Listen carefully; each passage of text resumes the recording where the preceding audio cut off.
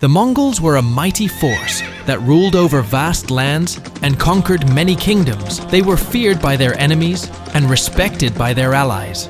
They reached the borders of Europe, China, and Egypt and created the largest land empire ever seen. But there was one place that they did not invade, and the name is India. Why did the Mongols avoid India? Was it because they did not have enough resources, or were they afraid of the Indian Empire's strength?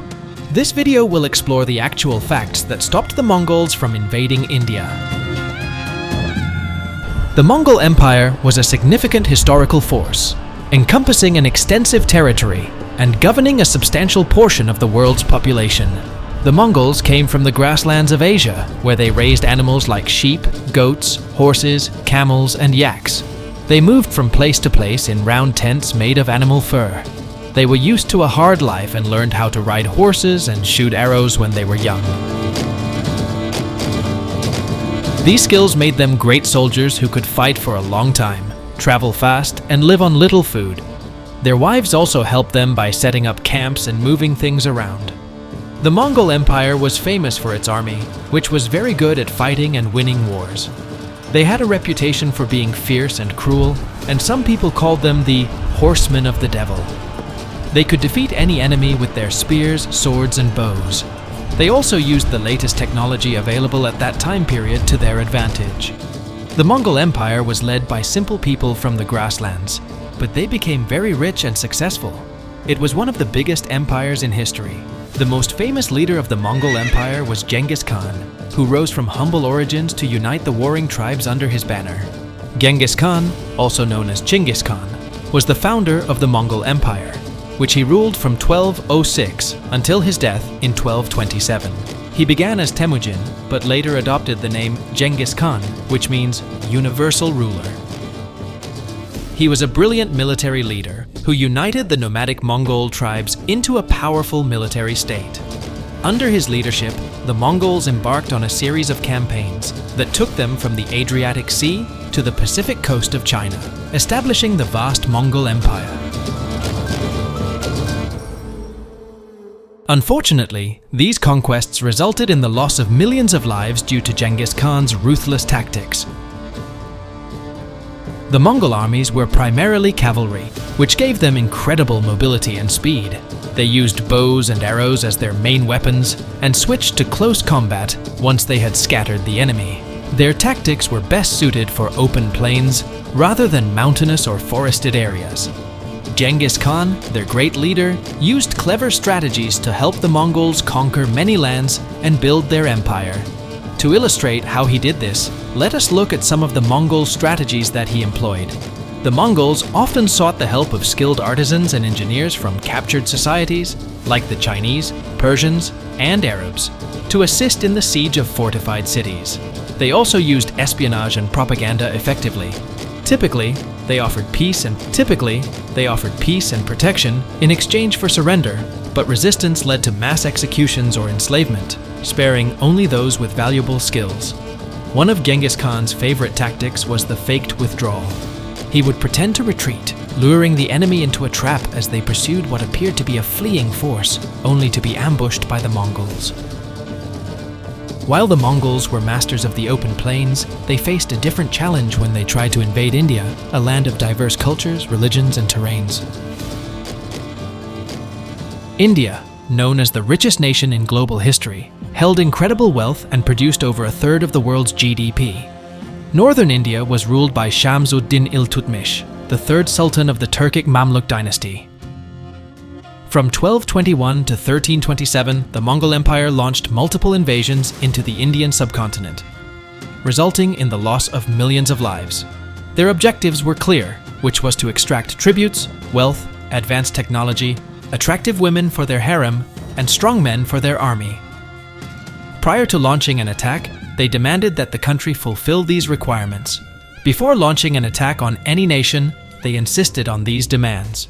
The Mongols from the Chagatai Khanate invaded India 4 times, in 1241, 1245, 1257, and 1285. However, the Delhi Sultanate was not the only target of the Mongol expansion. They also faced a formidable enemy in the Khwarezmian Empire, which ruled over parts of Central Asia and the Middle East.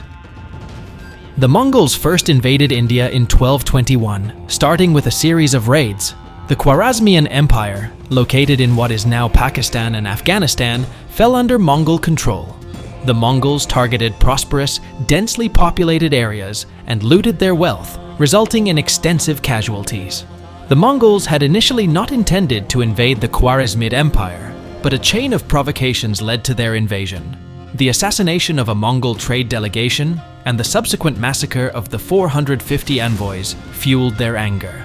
After a remarkable victory over the Khwarezmian Empire, Genghis Khan may have been discouraged from invading India due to a bad omen. Mongols had a deep respect for omens and signs, and a strange encounter or vision might have deterred them. One tale tells of a mystical encounter with a white animal, possibly a unicorn, that delivered a warning, advising them to stay away from India. Whether through superstition or some extraordinary experience, Genghis Khan chose to heed the omen and abandon the idea of invading India. While the Mongols were deterred by a supernatural sign, the Delhi Sultanate's foreign policy also played a role in keeping them at bay. The Delhi Sultanate's foreign policy was remarkably effective in keeping Genghis Khan at bay. Indian emperors refrained from interfering with the Mongol conquests in China and Persia. Shah Jalal al-Din, fleeing the Khwarezm Empire, received no protection or assistance from the Indian kings. This policy of non-interference and even extravagant tributes paid to the Mongols deterred them from approaching India. They did not perceive a significant threat from the Indian rulers, so they had no motive to invade. Another factor that may have influenced the Mongols' decision to avoid India was the climate of the subcontinent. The Mongols were acutely aware of their limitations and recognized that the climate in India was vastly different from their homeland. India's hot and humid weather, in stark contrast to the cold and dry Mongolian climate, would have caused severe discomfort to both Mongol soldiers and their horses. The well-known conqueror Alexander the Great, who ventured close to India in 326 BC, may have faced a similar obstacle. And this climate may have deterred him. While the Indian rulers themselves were not accustomed to the climate, they managed to conquer the region, which raises questions about the Mongols' reluctance. Another reason why the Mongols did not invade India was the presence of powerful and well-organized kingdoms that ruled over most of the subcontinent.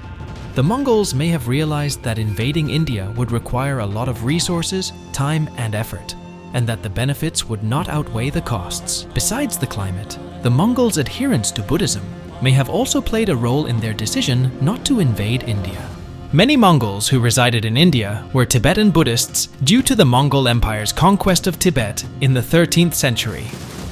This preference for Tibetan Buddhism, notably under Kublai Khan's rule, may have influenced their decision not to invade India out of respect for its significance as the home of Buddhism and Hinduism. Despite the Mamluk emperor's rule in India, they did not share the same reverence for these religions, actively persecuting Buddhists and Hindus. Genghis Khan's moral considerations may have spared India from invasion to protect its diverse religious heritage. While the Mongols' adherence to Buddhism may have influenced their decision not to invade India, Genghis Khan's motivations also played a role. Genghis Khan's military campaigns were often motivated by revenge. He sought retribution for provocations, attacks, or betrayals. While Genghis Khan could have easily invaded India after defeating the Khwarezmian Empire, he chose not to, primarily due to the lack of a compelling motive and his good relations with northern Indian kings. India's fragmentation and the potential for more regional rivals emerging after an invasion may have deterred Genghis Khan. He was not wronged by the Indians and had no grudges against the Delhi Sultanate. Invading India held no significant benefits for him. However, even if he had decided to invade India, he would have faced another challenge, a rebellion in China that demanded his attention.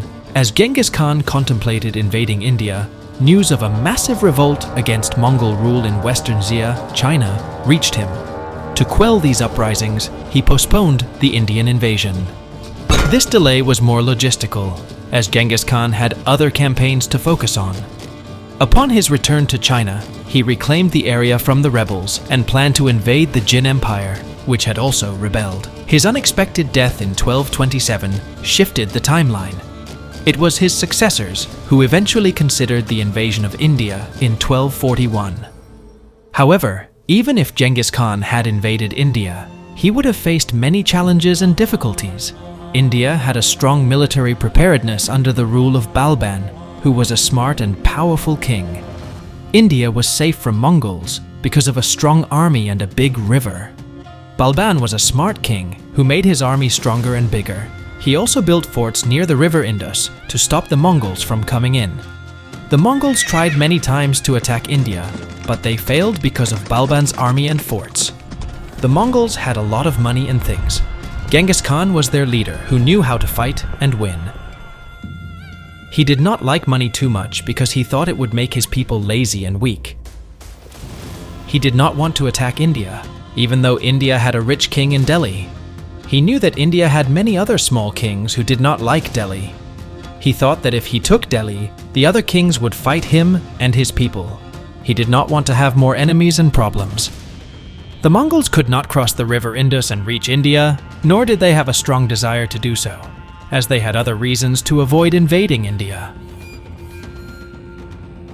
The Mongol Empire was extremely wealthy, but Genghis Khan clearly understood that possessing vast and excessive wealth could diminish his own people's discipline and motivation.